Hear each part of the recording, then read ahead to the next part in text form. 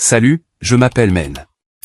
Et après la mort de ma mère, mon beau-père et ses enfants m'ont regardé droit dans les yeux et ont dit, nous voulons tout. La maison, l'entreprise, le nom, tout. Ils n'ont pas pleuré. Ils n'ont pas fait leur deuil. Ils ont divisé sa vie comme si c'était une vente de garage. Et quand j'ai dit, donnez-leur tout, mon avocat m'a traité de fou. Mes amis m'ont supplié de me battre, mais je suis resté silencieux. Jusqu'au tribunal. Jusqu'à ce que leur avocat tourne une page et que la couleur quitte son visage. Voulez-vous savoir ce qu'il y avait sur cette page? Voulez-vous savoir ce qu'ils ont signé, pensant avoir gagné? Vous verrez. Mais sachez simplement ceci. Je n'ai pas perdu la raison. J'ai juste arrêté de porter ce qui n'a jamais été à moi de tenir. Les chaises pliantes raclaient doucement contre le sol carrelé alors que les gens commençaient à se lever. Ce son est resté avec moi plus longtemps que les derniers mots du pasteur. Des pieds en métal traînant lentement et prudemment. Comme si personne ne voulait être le premier à partir. Les funérailles de ma mère étaient terminées, mais la salle ne savait pas quoi faire ensuite. Je me suis levé en même temps que tout le monde, non pas parce que je me sentais prêt, mais parce que mon corps suivait mieux les instructions que mon cœur ce matin-là. Des mains ont cherché la mienne. Des visages familiers se sont penchés, offrant des condoléances à voix basse. C'était une femme bien. Elle vous a bien élevé. Elle est en paix maintenant. J'ai hoché la tête. Je les ai remerciés. J'ai écouté de la manière dont on écoute quand on est sous l'eau, conscient du son, mais déconnecté du sens. Ma main droite est restée dans la poche de mon manteau. Mes doigts se sont refermés sur quelque chose de froid et de familier. Un petit trousseau de clés de bureau, des vieilles. Je les portais depuis des décennies, bien après qu'elles aient cessé d'ouvrir quoi que ce soit d'important. Je ne les ai pas sorties. Je n'en avais pas besoin. Le simple fait de les toucher me stabilisait, comme vérifier son pouls pour s'assurer qu'on est toujours là. Le hall de l'église sentait légèrement le café et les lys. La lumière du soleil filtrait à travers les hautes fenêtres, pâle et indifférente. Dehors, le début du printemps avait déjà décidé de passer à autre chose. C'est là que je les ai remarqués. Mon beau-père se tenait près du mur du fond, sa posture détendue, les épaules carrées. Il avait l'air calme, comme un homme qui avait déjà terminé une tâche et se préparait mentalement à la suivante. Ses enfants le flanquaient à quelques mètres de distance, vêtus de noir qui semblait neuf. Ils ne parlaient pas beaucoup. Ils n'en avaient pas besoin. Il y avait une aisance entre eux, une confiance tranquille. J'ai réalisé sans surprise que je me tenais légèrement derrière eux, pas physiquement repoussé, juste positionné là, comme ça avait toujours été. Les gens se déplaçaient autour de nous, formant de petits groupes. Un rire a éclaté dans un coin, rapidement étouffé. Quelqu'un a mentionné des projets pour le déjeuner. La vie avait une façon de reprendre son cours, que vous soyez prêt ou non. Mon beau-père a croisé mon regard et a fait un bref signe de tête. Ni méchant, ni chaleureux non plus, juste efficace. Quelques minutes plus tard, il m'a touché le coude et m'a guidé vers un coin plus calme près du porte-manteau. Le mouvement était doux, exercé. Nous nous sommes tenus côte à côte, face à un PAN de mur vide. « Je ne prendrai pas beaucoup de votre temps », a-t-il dit. Sa voix était stable. Pas d'agressivité, pas d'hésitation. J'ai attendu. Nous devrions parler de la succession. Les mots sont tombés nettement. Pas de préambule, pas d'excuses, juste ça. Un instant, je me suis demandé si j'avais mal entendu. Le bourdonnement de la pièce s'est estompé, remplacé par une pression sourde derrière mes oreilles. J'ai regardé son visage, cherchant quelque chose que j'aurais pu manquer. Il n'y avait rien. Il était sérieux. Ses enfants nous ont rejoints, se rapprochant assez pour que leurs épaules touchent presque les miennes. L'une d'elles a souri, le genre de sourire que les gens utilisent quand ils pensent être raisonnables. « Nous ne voulons pas que cela se complique », a-t-elle dit. Un autre a ajouté, « C'est mieux si nous sommes tous clairs dès le début. » J'ai senti ma poitrine se serrer, non pas brusquement, mais régulièrement, comme une vanne qu'on ferme, un tour prudent à la fois. Mon beau-père a de nouveau parlé, cette fois plus lentement. Nous voulons la succession entière, l'entreprise, tout. Personne n'a élevé la voix. Personne n'avait l'air en colère. C'était la partie la plus troublante. Je n'ai pas répondu tout de suite. La pièce est revenue à la mise au point par morceaux. Une tasse de café compose, une fermeture éclair de veste, quelqu'un qui rit à nouveau, plus fort maintenant. Ça m'a frappé de voir avec quelle facilité le monde continuait de tourner alors que quelque chose d'essentiel se déplaçait sous vos pieds. J'ai pensé à ma mère. Son service n'était même pas encore froid. Son nom résonnait encore dans la pièce. Et nous étions là, à mesurer et à diviser. J'ai gardé le regard droit. Je n'ai pas argumenté. Je n'ai pas demandé comment ils pouvaient dire ça aujourd'hui, de tous les jours. Je ne leur ai pas rappelé les années où j'avais travaillé à ses côtés, les nuits où j'étais resté tard, les choix que j'avais faits pour maintenir les choses à flot quand d'autres s'en allaient. Il y avait des raisons pour lesquelles je n'ai pas réagi, de vraies raisons. C'était encore sa journée. J'avais passé ma vie à être celui qui absorbe l'impact pour que les choses ne se brisent pas. Celui qui arrondit les angles, qui maintient la paix, qui s'assure que les problèmes restent gérables. Cette habitude ne disparaît pas simplement parce que quelqu'un dit enfin la partie silencieuse à voix haute. Mes doigts se sont crispés plus fort sur les clés dans ma poche. Elles semblaient plus lourdes qu'avant. Je ne discuterai pas de ça ici, ai-je finalement dit. Ma voix m'a surpris. Elle n'a pas tremblé. On pourra parler plus tard.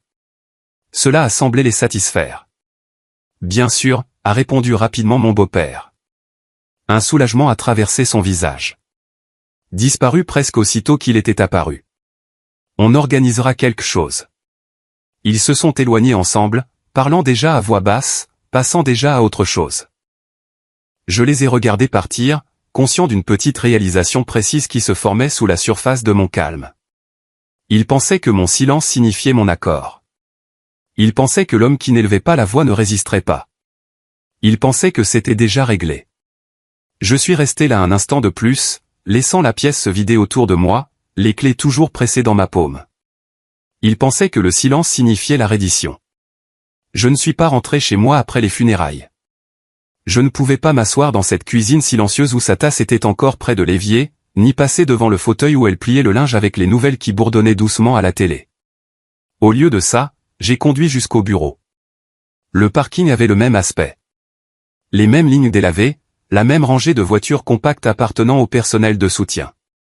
Je me suis garé à ma place habituelle. L'autocollant sur mon rétroviseur s'était légèrement décollé au coin, comme il l'avait fait depuis des mois. Je suis entré avec mon manteau toujours sur moi. L'air du bâtiment semblait plus froid que d'habitude. Ou peut-être que c'était juste moi. J'ai fait un signe de tête à la réceptionniste, Brenda, qui avait travaillé avec ma mère pendant des années. Elle a souri, crispée et polie. Ses yeux se sont rapidement portés sur son ordinateur, comme si elle ne s'attendait pas à me voir. J'ai pris l'ascenseur seul. Les boutons s'allumaient toujours lentement, une seconde après avoir été pressés. Rien n'avait changé. Et pourtant, tout avait changé. Les portes du bureau se sont ouvertes automatiquement. Ma carte d'accès fonctionnait toujours, pour l'instant. Je suis entré et j'ai balayé la pièce du regard. Des bureaux familiers. La récompense encadrée de ma mère était toujours accrochée au-dessus de la photocopieuse, une de ces plaques dont les gens prétendaient ne pas se soucier mais qu'ils faisaient secrètement. Je suis passé devant mon propre bureau. La porte était ouverte mais quelque chose clochait. La plaque nominative avait disparu. Ce détail m'a frappé plus fort que prévu. Je suis entré. Le bureau était propre. Pas nettoyé, juste vidé, comme si quelqu'un l'avait utilisé temporairement. Ma chaise avait été remplacée. J'ai allumé le moniteur. Mon identifiant ne fonctionnait pas. Je me suis dirigé vers la salle de conférence principale, essayant de retenir le sentiment croissant de déplacement. Sur le tableau blanc se trouvait un tableau d'état de projet que je n'avais jamais vu auparavant. Mon nom n'y figurait pas. En fait, aucune référence à moi nulle part. J'ai vérifié mon téléphone et ouvert l'application de messagerie de l'entreprise. Rien. Pas un seul message de toute la semaine. Ce n'était pas une erreur. C'était un plan. Silencieux, propre, chirurgical. C'est la partie qui m'a le plus piqué.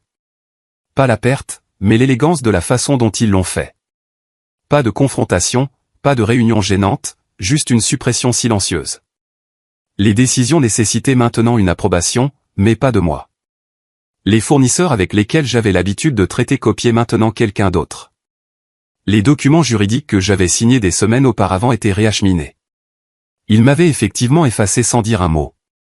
Les mêmes personnes qui me demandaient tout auparavant évitaient maintenant mon regard dans le couloir.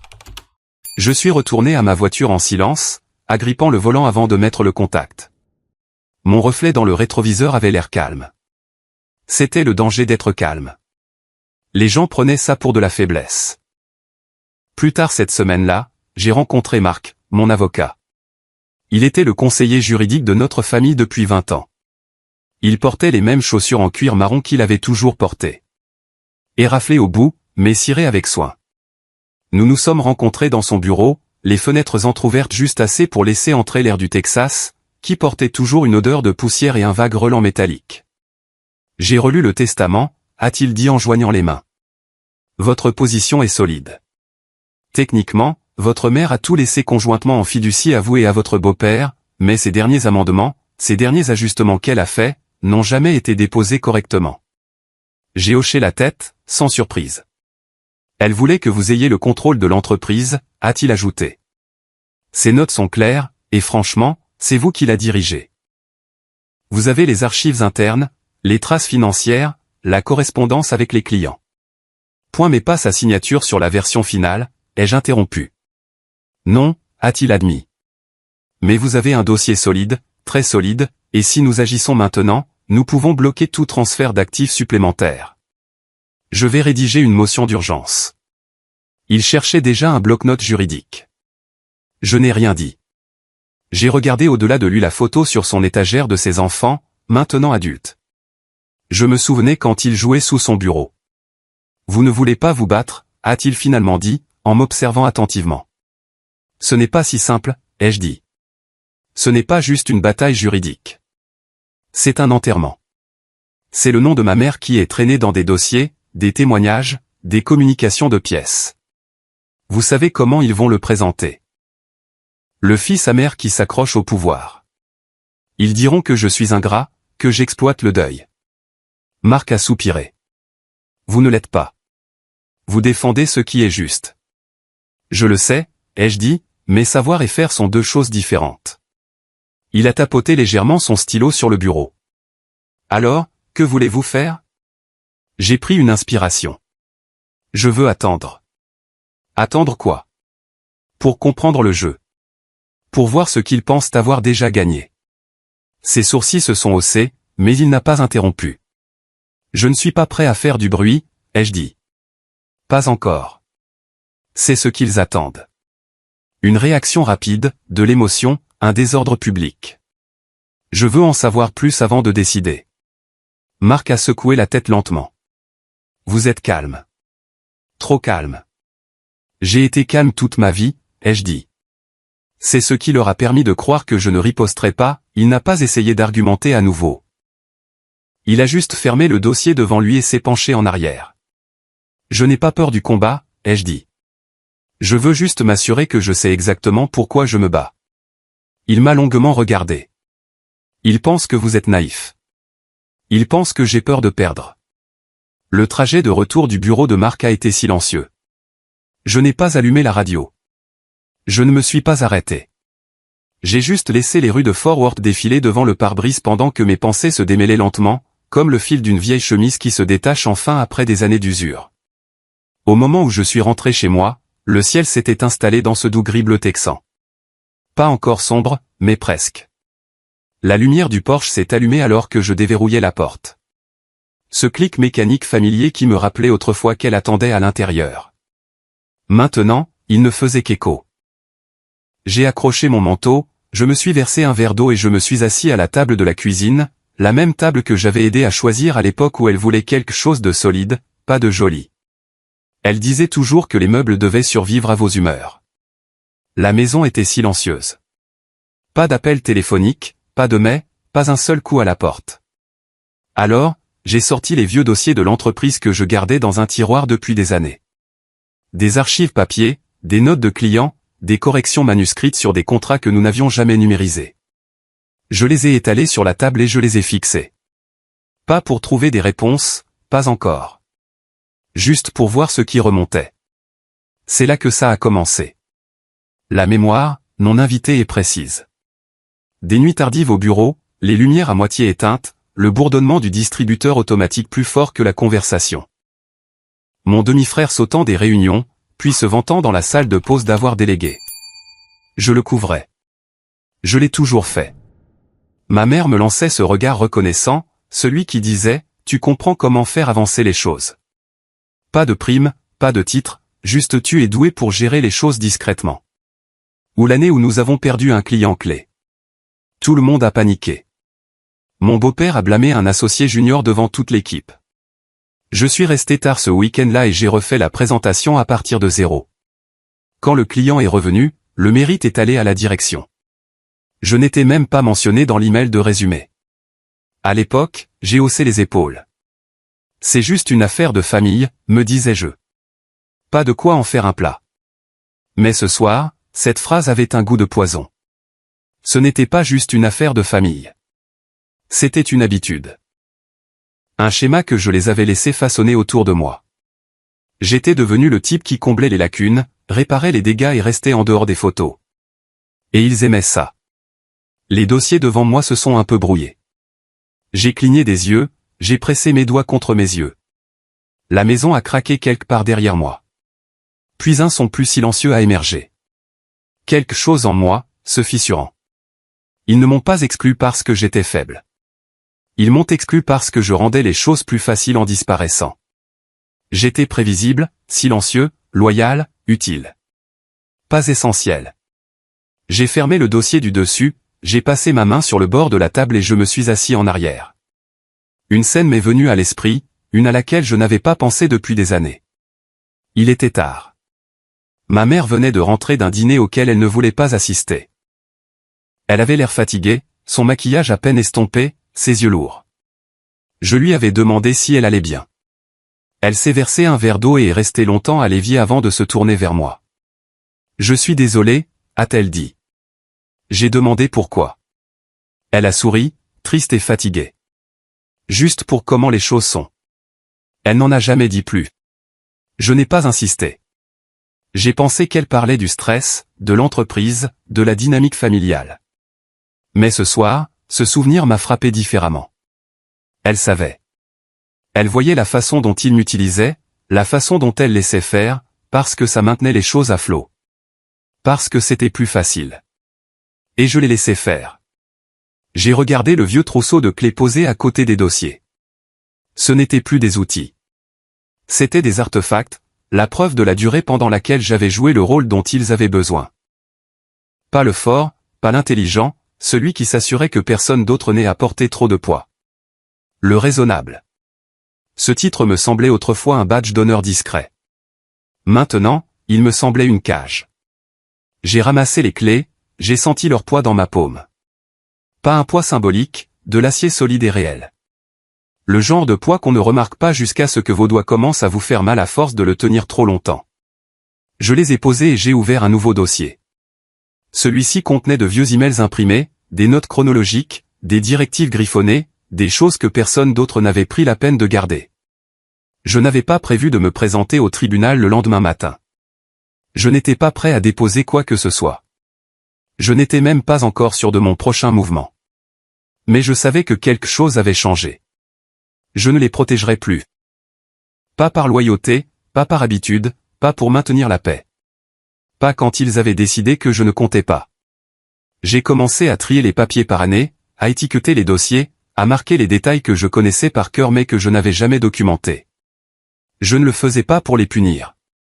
Je le faisais pour arrêter de faire semblant. Je n'étais pas invisible pour eux par accident. Après une nuit tranquille remplie de plus de tri que de sommeil, je me suis réveillé avec un message sur mon téléphone. Réunion de famille, 13 h. Salle du conseil. Pas de nom, pas de salutation, juste l'heure et le lieu. Comme si j'étais un entrepreneur. Pas du sang. Je n'ai pas répondu.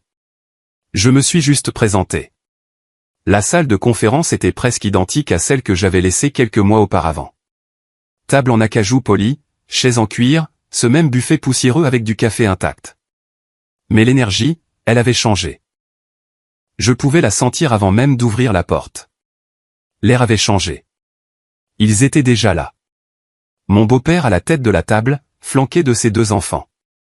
Des costumes un peu trop impeccables, des yeux un peu trop répétés. Le diaporama sur le mur brillait déjà avec une diapositive de titre « Nouvelle phase, héritage et expansion ». Héritage. Ce mot signifiait autrefois quelque chose dans ce bâtiment. C'était autrefois la chose que nous préservions, protégions, construisions lentement avec des nuits tardives et des marges plus serrées. Maintenant, c'était un argument de vente. Je suis entré, j'ai hoché la tête poliment et je me suis assis. La place que je prenais d'habitude, troisième à droite, la plus proche du projecteur où je pouvais répondre aux questions et réparer les dégâts en temps réel, était occupée. J'ai dû prendre une chaise du coin, la placer près du bout. Personne n'a dit un mot, juste quelques regards, comme si c'était moi qui étais en retard à un cours que je n'enseignais plus. Ils ne m'ont pas demandé comment j'allais, n'ont pas posé de questions sur les funérailles ou sur la façon dont je tenais le coup. Directement aux affaires. Mon beau-père s'est éclairci la gorge, s'est levé comme un PDG donnant une présentation aux investisseurs. Nous avons élaboré un plan pour la transition. La succession est presque finalisée, et nous pensons qu'il est temps d'agir de manière décisive. Il a cliqué sur la télécommande.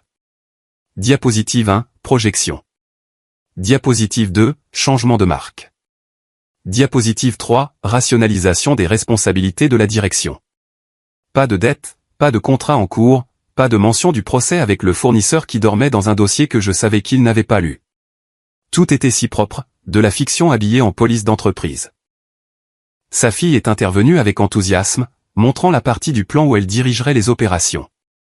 Nous voulons prendre ce que maman a commencé et enfin le faire grandir. Maman. Pas notre maman, juste la sienne. Son fils s'est penché en arrière, les bras croisés, hochant la tête comme un homme qui vient de conclure un marché, pas d'en hériter un. Nous serons plus légers, plus intelligents. Fini les vieux systèmes, fini de trop réfléchir à tout. Cette phrase était pour moi. Je n'ai pas bronché. Je les ai laissés parler, diapositive après diapositive, mot après mot. J'ai regardé leur bouche bouger, j'ai noté la façon dont leur voix s'élevait avec assurance. J'ai attendu que la dernière diapositive s'éteigne et que la pièce se calme. Puis j'ai parlé. Avant de signer quoi que ce soit, ai-je dit, calme et mesuré. Vous voudrez passer en revue les passifs. Certains comptes ont des clauses de roulement. Il y a aussi un arriéré de fournisseurs que vous n'avez pas traité. 3 paires d'yeux ont cligné vers moi. J'ai continué, mais pas vite. Aussi, les marques n'ont pas été redéposées pour cette année. Cela affecte le changement de marque. Et l'assurance de l'installation du centre-ville, elle expire le mois prochain. Personne n'a pris de stylo. Personne n'a posé de questions. Mon beau-père a légèrement incliné la tête. Nous sommes au courant, a-t-il dit d'un ton plat. Sa fille s'est penchée en avant, un faux sourire étiré sur son visage. Tu réfléchis trop, comme d'habitude. C'est pour ça que papa ne t'a jamais confié de grandes responsabilités. Et voilà.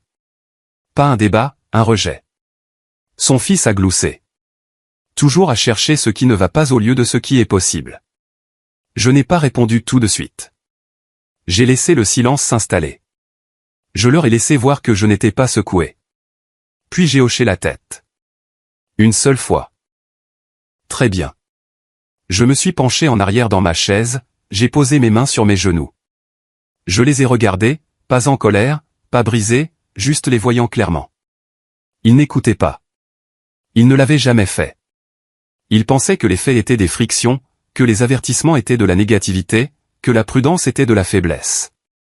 Je me suis levé lentement, ne ramassant que ma veste. À la porte, j'ai fait une pause, je me suis légèrement tourné. Assurez-vous juste de tout lire avant de signer, ai-je dit d'un ton égal. Chaque clause, chaque note de bas de page, chaque condition de renouvellement. Ils n'ont pas répondu. Ils ne m'ont même pas regardé. Je suis sorti et, alors que la porte se refermait derrière moi, je n'étais pas en colère. J'étais lucide. Ils ont pris mon avertissement pour de la faiblesse. Mais je n'ai pas argumenté. Je ne me suis pas défendu ni essayé de les éduquer. J'ai juste quitté la pièce, descendu le couloir silencieux, passé devant le même bureau de réception que je passais 100 fois par semaine. Personne n'a levé les yeux. Personne n'a dit au revoir. Le soleil penchait déjà vers l'ouest quand j'ai atteint ma voiture. L'air s'était rafraîchi et le verre du pare-brise a brûlé contre ma main alors que j'ouvrais la porte. Je suis resté assis là une longue minute, moteur éteint, écoutant juste le tic-tac du métal qui se refroidit. Pas de radio, pas de téléphone qui vibre, juste le son du néant. De retour à la maison, le silence m'a enveloppé comme une couverture lestée. Je n'ai pas pris la peine d'allumer de lumière. Le bleu faible du lampadaire à l'extérieur de la fenêtre donnait juste assez de lueur pour se déplacer dans la maison sans se cogner. J'ai laissé tomber mes clés sur la table d'entrée et je suis allé directement à la cuisine.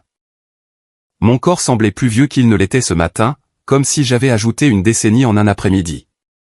Je me suis versé un verre d'eau, j'ai bu une gorgée, puis je l'ai reposé à moitié plein. Mes mains sont restées sur le comptoir plus longtemps que nécessaire. Puis je me suis dirigé vers le salon, j'ai desserré ma cravate et je me suis finalement assis. Pas de télé, pas de livre, juste le son du réfrigérateur qui bourdonne en arrière-plan. Et la pensée est venue, claire comme de l'eau de roche. Peut-être que je devrais leur laisser tout. L'entreprise, la succession, le récit. Laissez-les raconter l'histoire qu'ils veulent. Comment ils ont repris et sauvé l'héritage. Comment je n'étais pas à la hauteur du défi.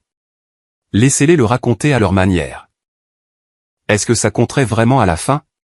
C'était tentant, parce que l'alternative, se battre, signifiait des dépositions, des dates de procès, des cauchemars de relations publiques, des amis qui prennent parti, des avocats expliquant des choses que je savais déjà.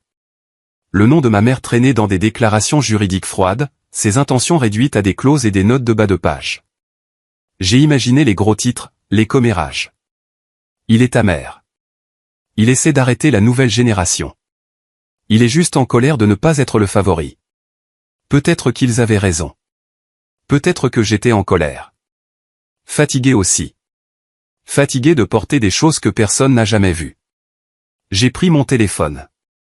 Le numéro de mon avocat était déjà épinglé en haut. Je l'ai regardé, j'ai survolé. Finissons en, ai-je murmuré à voix haute, en le répétant. Ces 4 mots, si simples. Laissez-les avoir. Laissez le bruit s'éteindre. Peut-être que je dormirai à nouveau. Peut-être que je trouverai autre chose à quoi m'intéresser. J'ai survolé le bouton d'appel, mais je n'ai pas appuyé. Mon pouce est resté gelé.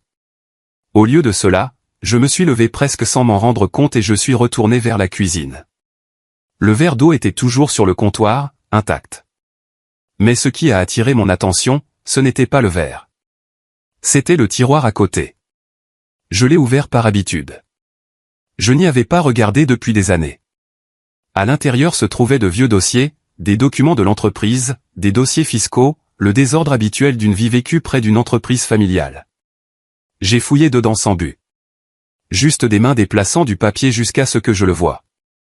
Un mince dossier en manille étiqueté de l'écriture de ma mère. Juste 3 mots. Note de contingence, personnelle. Je ne me souvenais pas l'avoir jamais vu auparavant. Je l'ai apporté à la table et je me suis assis. La seule lumière venait maintenant de la hotte de la cuisinière. Je l'ai ouvert. Rien de dramatique à l'intérieur. Pas de lettres secrètes ni de révélations fracassantes. Juste une collection de notes de réunion, de commentaires en marge, ses propres rappels personnels. Il y avait des onglets autocollants sur des sections de contrat, des clauses soulignées, ses propres pensées griffonnées au stylo, généralement des choses comme ceci protège l'équipe ou assurez-vous qu'il ne saute pas cette étape. Ce n'était pas ce qu'elle écrivait, c'était comment elle l'écrivait. Avec soin, avec précision, avec une attention totale à ce qui viendrait après elle. Elle avait planifié. Elle n'avait pas laissé les choses au hasard. Et c'est là que ça m'a frappé. Si je partais, il n'effacerait pas seulement moi. Il l'effacerait elle. Il revendiquerait la propriété non seulement des actifs, mais de l'intention, de l'héritage, du souvenir de qui a fait quoi et pourquoi. Et je ne pouvais pas laisser ça arriver. Pas parce que je voulais me venger, pas parce que j'avais besoin de reconnaissance. Parce que la vérité compte. J'ai fixé le dossier pendant un long moment, mon doigt traçant son écriture comme si c'était quelque chose de sacré. Puis je l'ai fermé avec précaution, comme si le bruit pouvait la réveiller. Je suis retourné au salon. Le téléphone était toujours sur le canapé où je l'avais laissé. Je n'ai pas appelé mon avocat. Je n'ai appelé personne. Je me suis juste assis, les yeux ouverts, la colonne vertébrale plus droite qu'elle ne l'avait été depuis des jours. Je n'allais rien faire exploser. Pas encore. Mais je ne fermais plus les yeux non plus. Abandonner aurait été plus facile que de dire la vérité. Mais la vérité avait déjà pris racine. Silencieusement, comme une écharpe sous la peau, elle avait commencé à se frayer un chemin. Pas avec des cris ou des menaces, mais avec un changement si subtil que je l'avais à peine remarqué moi-même. Une semaine avant l'audience, je me suis réveillé différent. Pas plus en colère, pas plus bruyant, juste calme. Je bougeais plus lentement, mais pas parce que j'étais fatigué. Je ne portais plus l'urgence de corriger chaque fausse supposition, chaque réécriture commode. Je les ai laissés croire ce qui les rassurait le plus. Laissez-les me qualifier de froid, de distant, de difficile. C'était bien maintenant. J'avais arrêté de les porter. Ce matin-là, j'ai boutonné ma chemise sans vérifier mon reflet. Je savais à quoi je ressemblais. Le bureau de mon avocat était à 10 minutes, mais je me suis donné 30 minutes. Je ne me précipitais plus dans quoi que ce soit. Quand je suis arrivé, Jeff, mon avocat, attendait déjà dans la salle de conférence au mur de verre. Il s'est levé en me voyant, plein d'espoir, prêt pour la stratégie. « Vous êtes prêt à aller de l'avant ?» a-t-il demandé. Je me suis assis en face de lui et j'ai posé mon dossier, maintenant mince, sur la table. « Je suis prêt à leur laisser tout », ai-je dit. Il y a eu une longue pause. Il a cligné des yeux une fois, puis s'est penché en avant, incertain s'il m'avait bien entendu. « Leur laisser tout ?» J'ai hoché la tête une fois. « Tout ?» Il a ouvert la bouche, puis l'a fermée. Ses doigts ont tambouriné contre le bord de son bloc-notes. Ce n'est pas ce à quoi je m'attendais. Ce n'est pas une reddition, ai-je dit calmement. C'est une libération. Il avait l'air vraiment perplexe. Vous avez un dossier solide. Vous pourriez vous battre. Je sais. Et vous? Quoi? Vous abandonnez? Non. J'ai croisé son regard. Je ne les protège plus. C'est tout. Il s'est penché en arrière, les bras croisés. Expliquez. Je n'ai pas beaucoup expliqué. Juste assez. Pendant des années, j'ai maintenu les choses à flot en coulisses. J'ai pris des coups pour qu'ils n'en prennent pas. J'ai gardé le silence pour que le nom reste propre. Ils veulent les projecteurs maintenant. Laissez-les prendre tout ce qui va avec. Jeff a expiré par le nez. Vous jouez le long jeu. Non, ai-je dit. J'ai juste fini de jouer leur jeu. Il a hoché la tête lentement, comme s'il commençait à en voir la forme. L'après-midi, la nouvelle s'était répandue. L'assistante de mon beau-père a envoyé une brève note joyeuse. J'ai entendu dire que vous ne contestez pas. Heureux que nous puissions avancer pacifiquement. Pacifiquement. Comme si ce mot avait jamais signifié la même chose pour les deux parties. En début de soirée, j'ai reçu un appel de ma demi-sœur, Rachel. Je n'ai pas répondu. Puis un texto. Je suis contente que tu sois raisonnable. Ça signifie beaucoup pour papa. Raisonnable. J'avais entendu ce mot toute ma vie. Traduit, ça signifiait silencieux. Ça signifiait coopératif. Ça signifiait le merci de ne pas nous faire mal paraître.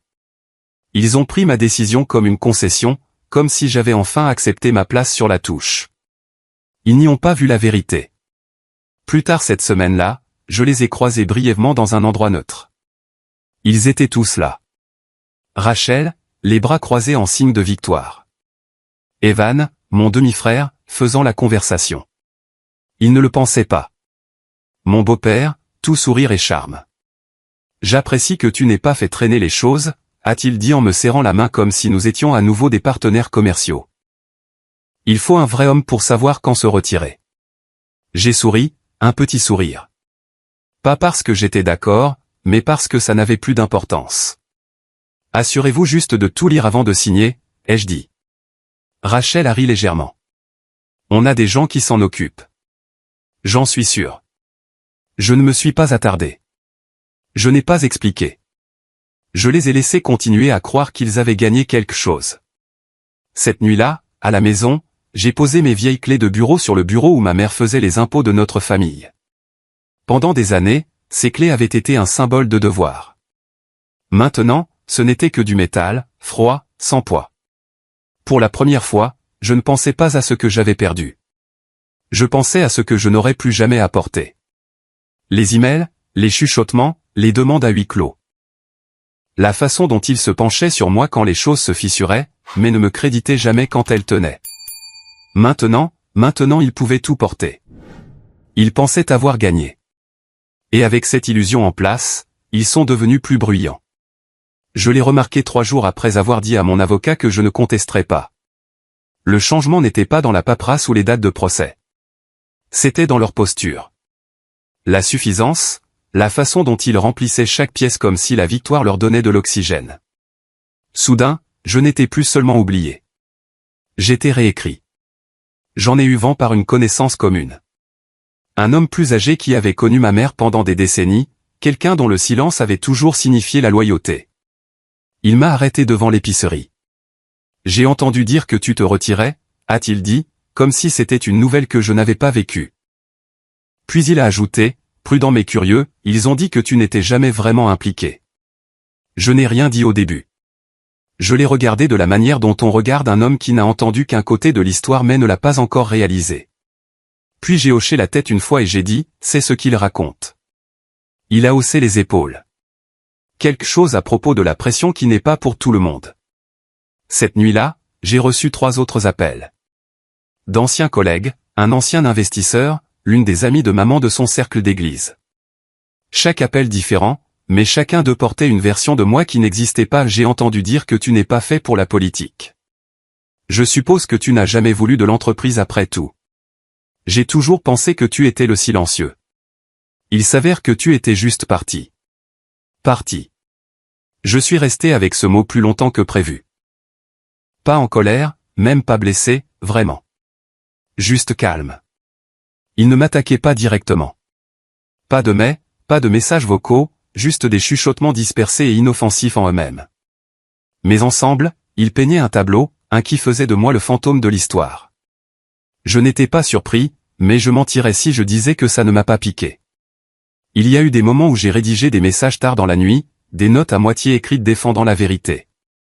J'ai tapé des noms, des dates, des décisions que j'avais prises qui ont maintenu cette entreprise debout quand personne d'autre n'avait le courage de prendre la décision. Je me suis souvenu des conversations en salle de conseil que je n'étais pas censé entendre, des urgences que j'ai gérées pendant qu'ils étaient en vacances, des accords que j'ai conclus sous leur nom. Et pourtant, j'ai supprimé chaque message que j'ai commencé. Pas parce que je ne voulais pas me défendre. Dieu sait que je le voulais. Mais parce que je savais ce que répondre ferait. Il voulait que je réagisse. Il comptait dessus. Un communiqué de presse de ma part, une interview, un post en ligne, et soudain je serais la mère, le fils rancunier, le mauvais perdant essayant de réécrire un testament avec des mots. Alors je n'ai rien dit. Je ne suis pas resté silencieux par peur. Je suis resté silencieux parce que je savais que le silence aurait plus de pouvoir que n'importe quelle réfutation. Laissez le bruit grandir. Laissez-les se sentir en sécurité. Laissez-les confondre l'immobilité avec la reddition. Et ça a marché. Leur confiance a gonflé, trop grande pour les pièces dans lesquelles ils entraient. Ils ont commencé à se précipiter, à parler plus vite, à faire passer des documents sans l'examen juridique habituel. J'ai regardé de loin, observant comment ils géraient la responsabilité maintenant qu'ils avaient mis de côté le seul qui la portait pour eux. Au palais de justice, 2 jours avant l'audience finale, j'ai croisé Rachel dans le couloir. Elle était en plein rire, les cheveux bruchés, les talons claquant comme des applaudissements sur le sol en marbre. Elle n'a même pas bronché en me voyant. « Oh, te voilà » a-t-elle dit comme si nous étions des amis d'université, nous croisant par hasard. « Tout bouge enfin, hein. » On dirait bien, ai-je répondu. Elle m'a fait ce sourire mielleux, trop poli pour être sincère. « Je sais que ça a été dur pour toi, mais je pense qu'au final, c'est mieux pour tout le monde. » Je n'ai pas répondu, j'ai juste hoché la tête une fois. Puis elle a ajouté, presque comme une pensée après coup, je veux dire, tu n'as jamais aimé être sous les feux de la rampe de toute façon. Cette partie, c'était délibéré. J'aurais pu répondre. J'aurais pu lui rappeler qui a construit les systèmes informatiques qu'ils utilisaient encore. Qui a géré les finances quand notre beau-père a oublié la paie il y a 3 ans. Qui est resté debout de nuit de suite quand l'entrepôt a été inondé, coordonnant le nettoyage pendant qu'elle postait des selfies d'un mariage à Napa. Mais au lieu de ça, j'ai souri. Un petit sourire poli, douloureusement mesuré, et je suis parti. Le même après-midi, je me suis assis sur un banc à l'extérieur du palais de justice pendant que le soleil tombait derrière les bâtiments. J'ai reçu un autre appel de quelqu'un qui travaillait autrefois sous mes ordres, maintenant apparemment sous les siens. Elle dit aux gens que tu ne t'es jamais soucié de l'entreprise, a-t-il dit. Que tu ne voulais pas de la pression du leadership. Je l'ai remercié, puis j'ai demandé s'il avait lu ce qu'il signait la semaine prochaine. Il a fait une pause. Pas encore. Pourquoi? Je n'ai pas répondu à cette question. Au moment où je suis rentré chez moi, il faisait noir. La maison était silencieuse, comme je la préférais maintenant. Je me suis versé un verre d'eau, je me suis assis à la table de la cuisine et j'ai sorti un petit dossier que je n'avais pas touché depuis des mois. À l'intérieur se trouvaient des copies des accords originaux. Des notes de ma mère écrites de sa main, soignées, propres, stables. Elle avait laissé des notes en marge, des questions, des clauses soulignées. Elle n'avait pas été confuse. Elle savait ce qu'elle mettait en place, et moi aussi. Je n'avais pas besoin de gagner au tribunal. Je n'avais pas besoin d'une décision de juge ou d'un communiqué de presse ou d'un tour de victoire. J'avais besoin d'une seule chose, que la vérité soit là où elle devait être. Et la vérité était dans l'encre. Dans la formulation qu'ils n'ont jamais pris la peine de lire. Dans les obligations liées aux actifs qu'ils revendiquaient sans vérifier les pièces jointes. Dans les clauses qui ressemblaient à du langage technique jusqu'à ce qu'elles deviennent de réelles conséquences. Ils étaient si occupés à me réécrire qu'ils ont oublié de lire ce qu'ils signaient. Au lever du jour, l'air était trop calme pour être ordinaire. Le genre de calme qui s'installe juste avant quelque chose d'irréversible. Je me suis réveillé avant le soleil et j'ai bougé sans me presser. Douche, café, costume repassé la veille. Je n'ai pas mangé. Je n'en avais pas besoin. Les nerfs ne m'ont pas visité ce jour-là. Il n'y avait plus rien à défendre. Je suis arrivé en avance. Trop en avance. Mon avocat m'a salué d'un signe de tête. Mallette dans une main, téléphone dans l'autre. Nous avons pris nos places près de l'avant, juste décentrés, assez près du banc, assez loin pour rester à l'écart. La salle d'audience sentait légèrement le bois poli et les vieux dossiers. Familier, pas réconfortant. De l'autre côté de l'allée, ils sont entrés tous en même temps. Mon beau-père et ses 3 enfants, bruyants dans leurs mouvements, bien qu'aucun mot ne soit passé entre nous. Un rire qui n'atteignait pas les yeux. Rachel portait du rouge, trop audacieux pour un tribunal, trop confiante pour s'en soucier. Elle m'a regardé une fois, n'a pas souri, m'a juste scanné comme si j'étais un meuble qu'elle avait déjà décidé de jeter. Leur avocat a suivi. Manche trop longue, sourire trop court. Il marchait comme un homme qui connaissait l'issue. On pouvait le voir dans leur posture. Les épaules en arrière, les téléphones sortis, les mains tapotant comme s'ils faisaient déjà des projets de dîner pour après. Le juge est arrivé 15 minutes plus tard, efficace, aux cheveux gris, déjà ennuyé. Des cas comme celui-ci n'étaient pas nouveaux pour lui. Succession, signature, enfants adultes avec des blessures qu'il refusait de nommer. Juste de la paperasse et du temps. Nous nous sommes levés, nous nous sommes assis, la routine a suivi son cours. Leur avocat a commencé. Votre honneur, ce que nous avons ici est un transfert de succession propre et non contesté, conformément aux dernières volontés de feu Madame Whitman, tel que décrit dans l'accord formel et soutenu par toutes les parties nécessaires. Il a utilisé le mot tout 4 fois en l'espace de 2 minutes. Sa voix était mielleuse, épaisse de certitude. Tous les actifs, toutes les participations, tous les intérêts de l'entreprise, le tout sans dette, entièrement consenti. Je suis resté immobile. Mon avocat n'a pas bougé. Quand le juge s'est tourné vers moi, je me suis levé. Pas lentement, pas vite. Juste assez pour faire comprendre que je savais où j'étais et pourquoi. Vous, M. Whitman, consentez-vous à l'accord tel que présenté, a demandé le juge. Oui, ai-je dit simplement. Vous avez examiné toutes les conditions? Je les ai examinées. Le juge a semblé satisfait. Il a fait signe de procéder à la signature. Ma signature est venue en premier. Je me suis penché en avant, le stylo à la main, et j'ai écrit mon nom sans pause, sans drame. Puis ce fut leur tour. Rachel d'abord, puis Daniel, puis Adam, mon beau-père en dernier. Ils ont souri en signant. Pas de grand sourire, juste assez pour dire « nous avons gagné ». Puis est venue la lecture. Le juge a demandé que le conseil examine l'accord complet à voix haute pour le dossier public. Leur avocat n'a pas bronché. Il était prêt à ce que la victoire résonne. Il a tourné la première page. A commencé. Préambule. Date. Juridiction légale. Tout était standard.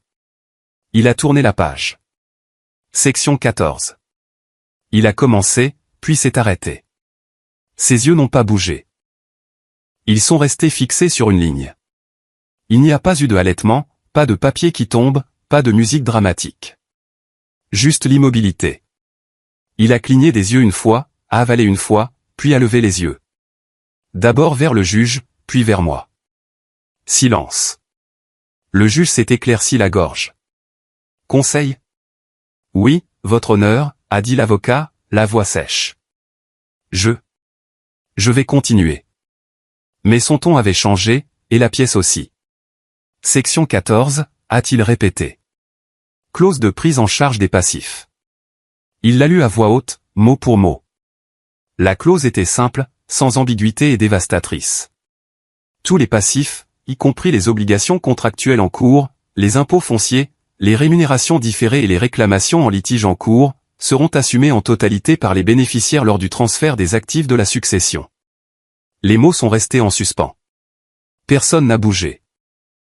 On pouvait sentir l'onde de choc, le moment où la compréhension a traversé leur fausse victoire comme une fissure dans du verre. Rachel s'est penchée en avant, chuchotant quelque chose à leur avocat. Il ne lui a pas répondu. Il a juste tourné la page suivante et a continué à lire. Daniel a sorti son téléphone. Le juge l'a regardé sèchement et il l'a rangé sans le déverrouiller. Mon beau-père s'est agité sur son siège, a croisé les jambes, les a décroisées, s'est essuyé le front avec une main tremblante. La lecture a continué, mais aucun d'entre eux n'a entendu le reste parce que la pièce avait déjà changé. Le pouvoir est une chose étrange. Parfois, il change avec le volume, d'autres fois avec le silence. Cette fois, il a bougé avec une phrase sur une page que personne n'avait pris la peine de lire. Quand la lecture s'est terminée, le juge s'est tourné vers moi. Monsieur Whitman, a-t-il dit, neutre mais précis. Reconnaissez-vous avoir pleinement compris les termes que vous avez signés aujourd'hui? Je n'ai pas souri. Je n'ai pas cligné des yeux. J'ai juste dit ce qu'il fallait dire. Oui, complètement. Personne d'autre n'a parlé. Il n'y a pas eu d'argument, pas de rétractation. Ils avaient signé. Et maintenant, le poids qu'ils s'étaient battus pour réclamer était entièrement le leur. Pas seulement les actifs, pas seulement le titre. Tout. Pour la première fois, ils ont compris ce que tout signifiait vraiment. Je ne suis pas resté pour assister aux conséquences. Une fois que le juge a levé la séance, j'ai rassemblé mes papiers et je suis sorti de la même manière que je suis entré, discrètement, sans me retourner. Le couloir à l'extérieur de la salle d'audience était plus froid que je ne m'en souvenais. Peut-être que c'était juste le contraste, la libération après des semaines de retenue. Mon avocat m'a demandé si je voulais prendre un café. Je lui ai dit non, et je suis sorti à l'air libre, seul. Il n'y avait pas de satisfaction en moi, juste une immobilité étrange et inconnue. Pas de poing levé en signe de triomphe, pas de discours préparé pour la presse. Il n'y avait même personne qui m'attendait. C'était le but. Dehors, le ciel s'étendait, propre et pâle. La circulation de Fort Worth se déplaçait comme toujours, indifférente.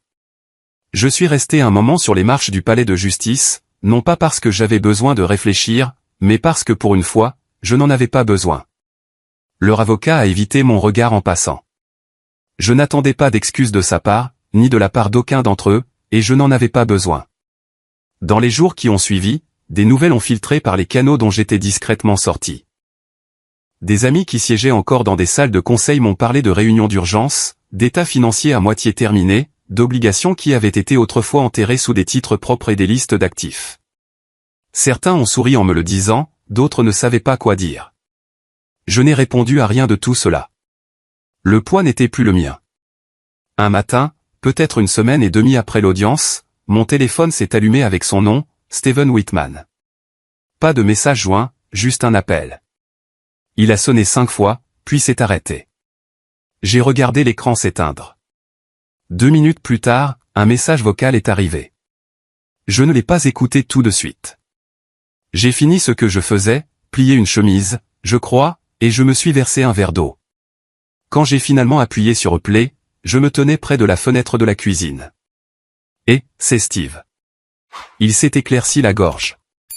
Je pensais juste qu'on devrait peut-être parler. Pas de tout ça. Juste. Je ne sais pas, voir comment tu vas. Peut-être déjeuner ou quelque chose comme ça. C'était tout. Pas de désolé, pas de reconnaissance, pas même de curiosité. Juste de l'inconfort déguisé en sollicitude. Je l'ai supprimé sans le sauvegarder. Quelques jours plus tard, j'ai traversé la ville, non pas pour affronter qui que ce soit, non pas pour faire une scène. Je me suis garé devant l'immeuble de bureau où j'étais entré tous les matins pendant près de 2 décennies. L'enseigne portait toujours le nom de ma mère, des lettres en gras sur de l'acier brossé. Ce ne serait plus le cas pour longtemps. Le hall était calme. L'immobilité du début d'après-midi. Une nouvelle réceptionniste que je ne reconnaissais pas était assise derrière le comptoir. Elle a levé les yeux avec un sourire poli. J'ai hoché la tête, n'ai rien dit et me suis approché du bureau. De ma poche, j'ai sorti le trousseau de clés que je portais depuis que j'avais 27 ans. Stockage du bureau. Porte arrière. Archives. Je les ai posées doucement sur la surface en bois. Le son du métal heurtant le bois était à peine audible, mais pour moi, c'était final. Je suis juste ici pour déposer ça, ai-je dit. Elle a commencé à me demander mon nom. Je ne l'ai pas donné. Je me suis retourné et je suis parti. Dehors, la lumière avait changé. Une brise traversait le parking, agitant les feuilles, les emballages, les vieux reçus. Je me suis tenu près de ma voiture, regardant en arrière une dernière fois, non pas par nostalgie, mais pour m'assurer que je ne ressentais rien. Et je ne ressentais rien. J'ai continué à avancer. Plus tard dans la nuit, assis près de ma fenêtre avec une tasse de café tiède, j'ai pensé à la façon dont les gens n'arrêtaient pas de me demander si j'avais gagné, comme si ce mot signifiait quelque chose. Comme si la paix pouvait se mesurer en dollars ou en biens immobiliers. Non, je n'ai pas gagné. Mais j'ai arrêté de perdre. Je n'ai détruit personne. Je ne les ai pas exposés. Je n'ai pas cherché à me venger. Je n'ai pas griffé pour un projecteur ou chuchoté des secrets aux oreilles des journalistes. J'ai lâché prise. J'ai arrêté de protéger des gens qui n'ont jamais hésité à me briser. Je leur ai donné ce qu'ils prétendaient vouloir. Et il s'est avéré que rien de tout cela n'était gratuit. Ce que je leur ai donné, c'est ce qu'ils exigeaient. Ce que j'ai gardé, c'est ce qui comptait. Certains matins maintenant, je me fais mon propre café et je le bois pendant que le ciel est encore indécis sur la journée. Je vais me promener sans regarder l'heure. Je fais mes courses sans penser aux réunions du conseil d'administration. Parfois, je m'arrête même pour parler avec des voisins. Des gens à qui je faisais un signe de la main mais que je ne connaissais jamais. Il n'y a pas de gros titres sur moi, pas d'arguments à finir, juste de petites journées qui me semblent à nouveau les miennes. Je sais qu'ils ont des difficultés. Je sais que le chaos dont je suis sorti se déroule toujours à huis clos et derrière des déclarations polies. Mais je ne regarde pas. Je n'en ai pas besoin. Ce n'est pas un conseil. Je ne suis pas là pour vous dire comment pardonner ou quand vous battre. Mais s'il y a une chose que j'ai apprise, c'est celle-ci, parfois, la chose la plus forte que vous puissiez faire n'est pas de vous battre. C'est d'arrêter de tenir ce qui ne cesse de vous briser. Je n'ai pas perdu ma famille ce jour-là. J'ai perdu le rôle qui me faisait du mal.